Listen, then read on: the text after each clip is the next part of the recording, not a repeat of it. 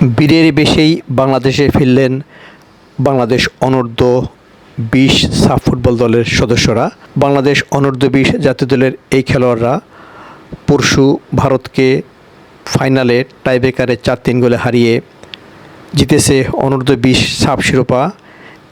সাফের এই বয়স ক্যাটাগরিতে এটি বাংলাদেশের দ্বিতীয় শ্রেষ্ঠত্ব, আর মালদ্বীপের মাঠে এই প্রথম সাফল্য।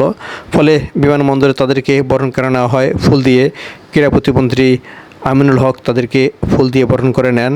সেখানে উপস্থিত ছিলেন বাফুফের কর্মকর্তারা। ফুটবলে কোনো সাফল্য মানেই অর্থ পুরস্কারের বিষয় থাকে। নারী ফুটবল দল এর আগে একাধিকবার সাফে এফসিতে ভালো করে বিপুল অর্থ পুরস্কার পেয়েছিলেন। বাংলাদেশ পুরুষ ফুটবল দলও সাফে সাফল্য পাওয়ার পর অর্থ পুরস্কারে ভূষিত হয়েছিলেন। এবার অনূর্ধ্ব-20 সাফ ফুটবল দলও অর্থ পুরস্কার পেয়েছে। বাফুফের সভাপতি এবং ডেভেলপমেন্ট কমিটির চেয়ারম্যান নাসের শাহরিয়ার জাহিদির প্রতিষ্ঠান রেডিয়ান্ট ফার্মা, সেই রেডিয়ান্ট ফার্মার পক্ষ থেকে বাংলাদেশ দলের প্রত্যেক সদস্যকে 1 লাখ টাকা করে পুরস্কার দেওয়া হয়েছে। এছাড়া ঢাকা সিটি কর্পোরেশনের পক্ষ থেকেও প্রত্যেক খেলোয়াড়কে 50,000 টাকা করে দেওয়ার ঘোষণা দেওয়া হয়েছে। পরবর্তীতে 6 তারিখে ক্রীড়া প্রতিমন্ত্রী আমিনুল হক ফুটবলারদের সংবর্ধনা দেবেন।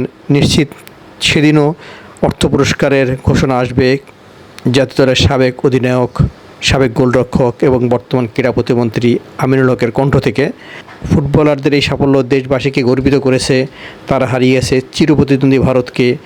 এই ভারতের বিপক্ষে সাফের বয়সভিত্তিক ফুটবলে, পুরুষ ফুটবলে এই নিয়ে দ্বিতীয়বার হারিয়ে চ্যাম্পিয়ন হওয়া। আর অনূর্ধ্ব-20 সাফের ফাইনালে এবারই প্রথম ভারতকে হারিয়ে শিরোপা জয়। বাংলাদেশের আগের শিরোপাটা ছিল ফাইনালে নেপালকে হারিয়ে। ফুটবলাররাই যে সাফল্য পেয়েছেন, এই সাফল্যের স্বীকৃতিস্বরূপ তারা হয়তো আরও পুরস্কার পাবেন। আমরা চাই আরও পুরস্কার তারা পান, তবে এই খেলোয়াড়রা যেন হারিয়ে না যান সেদিকে খেয়াল রাখতে হবে। অতীতে বহু প্লেয়ার হারিয়ে গেছেন, বহু খেলোয়াড়কে আর খুঁজেই পাওয়া যায়নি, ফুটবল ছেড়েছেন অকালেই। এমন ঘটনা যেন আর না ঘটে।